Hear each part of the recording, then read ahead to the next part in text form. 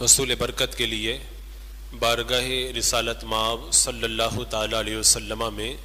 انتہائی عقیدت و محبت کے ساتھ درود و سلام کا ہدیہ پیش کر لیجئے۔ اللہم صلی علی سیدنا و شفیعنا و حبیبنا و مولانا محمد و بارک وسلم صلاۃ و سلام علیک یا رسول اللہ صلی اللہ تعالیٰ علیہ وسلم۔ اللہ تبارک و تعالیٰ نے قرآن مقدس میں ارشاد فرمایا، ان السمع والبصر والفؤاد کل اولئک کان عنہ مسئولا۔ بے شک کان، آنکھ اور دل، ان سب سے سوال ہونا ہے۔ کان، آنکھ اور دل، ان تینوں سے سوال ہونا ہے۔ اور آپ خوب جانتے ہیں کہ بروز قیامت جب کان، آنکھ اور دل سے سوال ہوگا تو کیا سوال ہوگا؟ یہی تو سوال ہوگا کہ کانوں سے تم نے کیا سننا تھا اور کیا سن لیا، اور تم اپنی آنکھوں سے کیا کیا دیکھ کے چلے آئے، اور تمہارا دل کس طرح کے اچھے برے خیالات کے اندر رہا۔ انہی سب چیزوں کے بارے میں بروز قیامت سوال ہونا ہے۔ ان میں سے جو ایک آنکھ کے سوال کا ذکر ہوا، اس کا میں نے آج تذکرہ چھیڑا تھا۔ اللہ کے رسول سرور کائنات صلی اللہ تعالیٰ علیہ وسلم نے آنکھوں کی حفاظت کے حوالے سے جو واضح روشنی ہمیں عطا فرمائی، وہ اس قدر روشن ہے کہ اس کے بعد میں ہمیں کسی اور سے روشنی لینے کی ضرورت بھی باقی نہیں رہ جاتی ہے۔ ایک شخص اللہ کے رسول علیہ الصلوۃ والسلام کی بارگاہ میں آیا اور آ کر کے وہ پوچھنے لگا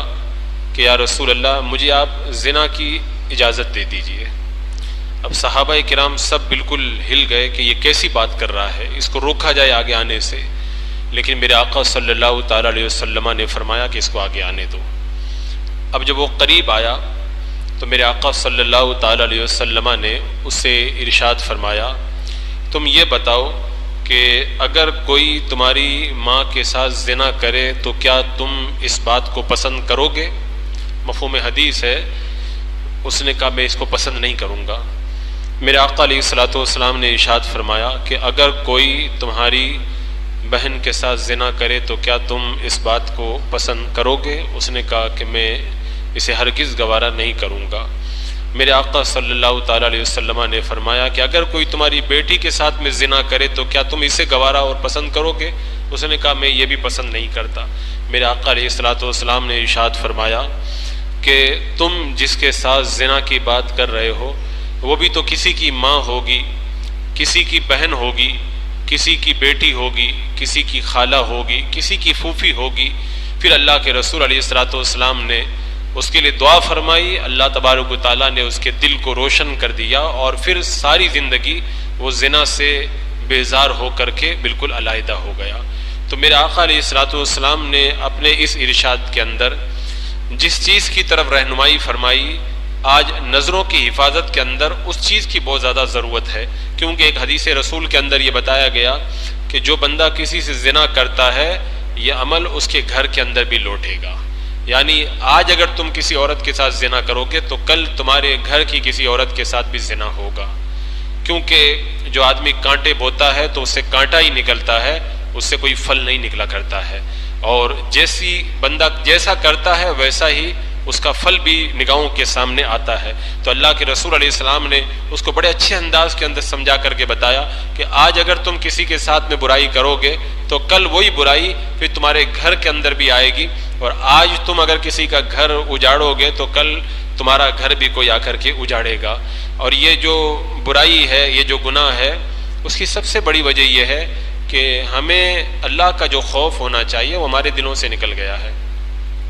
بلکہ یوں کہنا چاہیے کہ ایمان کے دائرے میں آنے کے بعد میں جو یقین ہوتا ہے بندے کا اللہ کی ذات پر، وہ یقین ہمارا جو ہے وہ بڑا کمزور یقین ہو گیا ہے۔ آپ دیکھیں، یقین اگر بندہ مضبوط رکھے، حضرت بشر حافی رحمۃ اللہ تعالیٰ علیہ ایک راستے سے گزر رہے ہیں، بڑا ہجوم لگا ہوا ہے، لوگوں کا ہجوم ہے، اور ایک بدماش جو ہے وہ کسی عورت کو چکو کے بل کے اوپر اس سے زنا کرنا چاہتا ہے، اس کی عصمت دری کرنا چاہتا ہے۔ اب اس ڈاکو کے ہاتھ میں جب ہتھیار ہے تو مجمع میں سے کسی کی ہمت بھی نہیں ہے کہ وہ آگے بڑھے اور آگے بڑھ کر کے اس کے ہاتھ کو تھامے اور ایک عورت کی عزت اور اس کی عصمت، اس کی آبرو کی حفاظت کرے۔ لیکن حضرت بشر حافی رحمۃ اللہ تعالی علیہ جب وہاں سے گزرے تو آپ مجمع کو چیرتے ہوئے اس کے قریب جا کر کے پہنچ گئے۔ دنیا والے جو ہے وہ خدا سے نہیں ڈرتے تو سب سے ڈرتے، لیکن اللہ والوں کی شان یہ ہوتی ہے جب وہ خدا سے ڈرتے تو انہیں کسی تلوار اور کسی بندوق کا کوئی خوف اور کوئی ڈر نہیں ہوا کرتا۔ ورنہ عام طور پہ بندہ سوچے گا کہ جب میں اس کے قریب جاؤں گا تو یہ مجھ پر حملہ کرے گا، میری جان جا سکتی ہے، لیکن اللہ والے وہ اللہ کی ذات پر ایسا یقین رکھتے ہیں، انہیں معلوم ہے کہ اللہ کی مرضی کے بغیر کوئی پتا بھی نہیں ہلا سکتا ہے۔ حضرت بشر حافی رحمۃ اللہ تعالی علیہ اس کے قریب پہنچے اور قریب پہنچ کر کے اس کے کندھے سے کندھا ملایا اور اس کے کان میں کچھ کہا۔ وہ ڈاکو جو ایک عورت کی عصمت دری کے در پہ تھا وہیں پر گر گیا، بے ہوش ہو گیا۔ عورت نے اپنی جان چھڑائی اور کافی دیر کے بعد میں اس کو ہوش آیا۔ لوگ اس کے قریب پہنچے، اس سے پوچھا کہ کیا بات ہے کہ تم جو ہے وہ اتنے بڑے مجمع سے نہ ڈرے، ایک بندہ تم سے کندھے سے کندھا ملا کے چلا گیا، تم بے ہوش ہو کر کے گر گئے۔ اس نے کہا کہ وہ کون تھا؟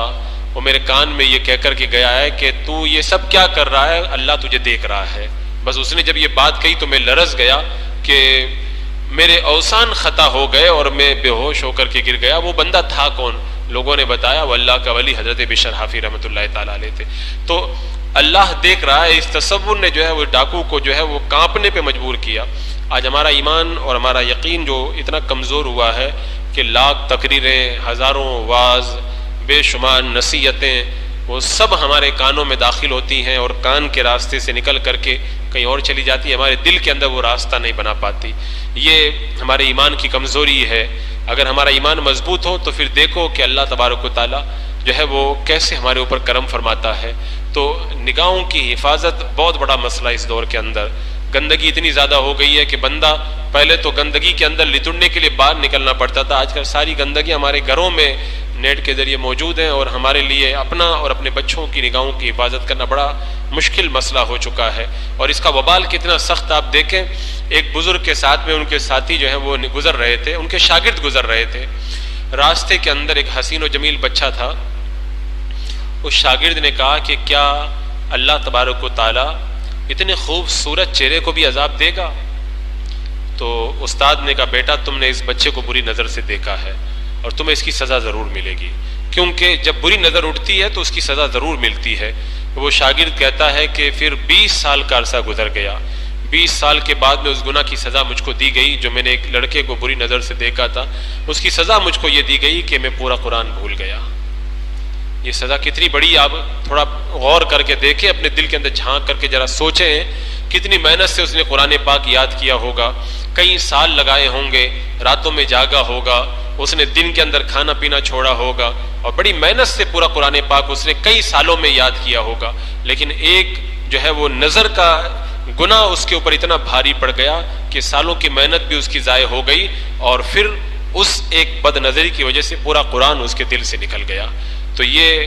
کوئی معمولی جرم نہیں ہے، بہت بڑا جرم ہے، بلکہ کئی جرائم کا مجموعہ ہے جو انسان کو کہاں سے کہاں لے کے جاتا ہے۔ اور یہ بھی بڑا عجیب چکر ہے کہ آج اگر دنیا کے چند جو ہے وہ حروف پڑے ہوئے دنیاوی تعلیم پائے ہوئے لوگ اگر کچھ کہتے ہیں تو لوگ ان کے پیچھے پیچھے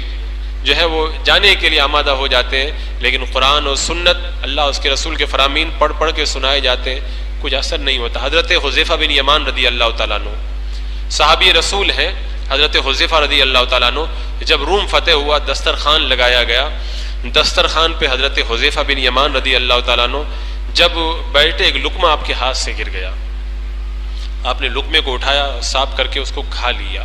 تو پاس والے ساتھیوں نے اشارہ کر کے کہا کہ حضرت آپ یہ کیا کر رہے ہیں، یہ بھی نیا علاقہ فتح ہوا ہے، انہوں نے کھانے کا بڑا اچھا انتظام ہمارے لیے کیا ہے، کہیں ایسا نہ ہو کہ آپ کو لقمہ اٹھاتا ہوا دیکھیں اور یہ اس کو برا سمجھیں کہ یہ جو ہے وہ ایک لقمے کے لیے بھی مرے جا رہے ہیں۔ حضرت حذیفہ بن یمان کو جب یہ نصیحت کی گئی تو آپ نے بڑی پیاری بات کہی، کہا کہ تو کیا میں ان بے وقوفوں کی وجہ سے اپنے اللہ کے رسول کی سنت چھوڑ دوں؟ میں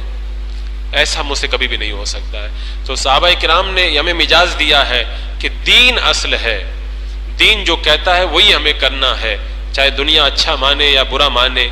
دنیا کہاں جا رہی ہے، چاہے گڑھے میں جائے، کنویں میں جائے، ایک مسلمان کو اس سے کوئی مطلب نہیں ہوا کرتا۔ مسلمان کا مطمع نظر یہ ہوتا ہے میرا رب مجھ سے کیا چاہتا ہے، میرے آقا صلی اللہ تعالیٰ علیہ وسلم نے مجھے کیا بتایا ہے، یہ ایک بندہ مومن کا مطمع نظر ہوتا ہے، اور اس کی زندگی کا یہ ڈھب اور یہ زندگی کا یہ رنگ اور یہ اس کی زندگی کے انداز ہوا کرتے ہیں۔ لیکن ہم نے ان ساری چیزوں کو کنارے کر دیا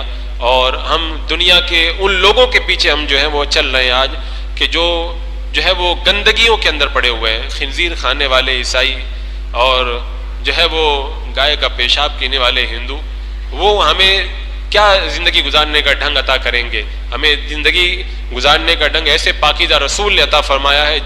جنہوں نے ہمارے لیے ساری خبیث چیزوں کو حرام کر دیا اور پاکیزہ چیزوں کو ہمارے لیے حلال کیا، لیکن ہم کافروں کے طریقے پر اور عیسائیوں کے طریقے پہ چلنا اپنی زندگی کی میراث سمجھتے ہیں۔ اگر کوئی ایک بندہ اگر جو ہے ڈمرو بجا دیتا ہے تو پورا مجمع لگ جاتا ہے۔ اللہ اس کے رسول کے نام پہ اگر جو ہے وہ دین کی باتیں بیان کی جائے، آپ دیکھیں کتنے لوگ بیٹھے ہوئے ہیں، 40 50 60 70 لوگ بیٹھے ہوئے ہیں، باقی سب لوگ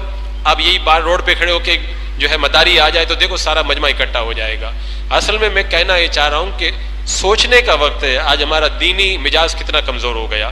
دنیا کے پیچھے ہم دل و جان سے جانے کے لیے تیار ہیں، لیکن اللہ اس کے رسول کے نام پر آنا ہمارے لیے بہت بڑا پہاڑ نظر آتا ہے۔ تو اس دور کے اندر جو ہے وہ نگاہوں کی حفاظت ایک بڑا مشکل مسئلہ ہے، اور یہ مشکل ابھی اور زیادہ بڑھنے والی ہے۔ ابھی گندگیاں جو ہیں وہ ہمارے گھروں میں داخل ہوئی ہیں، ابھی اور زیادہ جو ہے وہ گندگیاں داخل ہونے والی ہیں۔ تو ضرورت اس بات کی ہے کہ ہم اپنے کو بچائیں، اپنی نسلوں کی حفاظت کریں، تاکہ اللہ تبارک و تعالیٰ جو ہے وہ ان آنکھوں کو پاکیزہ بنا کر کے ان آنکھوں کے ذریعے ہمیں دیدار رسول کی سعادت نصیب فرمائے، اور پھر جنت کے اندر جانے کے بعد میں دیدار الہی، میں یہ نہیں کہتا کہ آنکھوں سے کرنا ہے، دیدار کی تو وہ کیفیت ہی الگ ہوگی۔ اللہ تبارک و تعالیٰ کا دیدار بندہ کیسے کرے گا وہ تو جنت میں جانے کے بعد ہی پتہ چلے گا۔ تو کیا ہم اتنا کچھ ارمان اور اتنی کچھ امیدیں رکھنے کے باوجود بھی اپنی ان آنکھوں کو اتنا گندا کر لیں؟ یہ جو ہے وہ ایک بندہ مومن کا مزاج نہیں ہے۔ تو اللہ تبارک و تعالیٰ نے فرمایا ان السمع والبصر والفؤاد کل اولئک کان عنہ مسئولا، بے شک کان، آنکھ اور دل ان سب سے سوال ہونا ہے۔ اللہ کی بارگاہ میں سب کو جو ہے سب چیزوں کے بارے میں پوچھا جائے گا کہ آنکھ سے کیا دیکھا،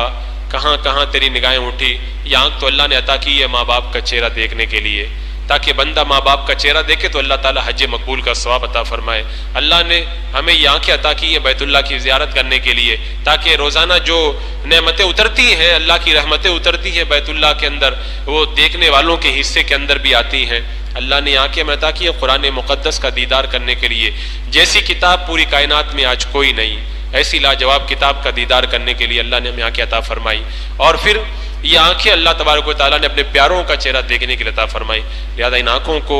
آلودگی سے بچائیں، اللہ تبارک و تعالیٰ ہمارے ایمان اور اعمال کی حفاظت فرمائے۔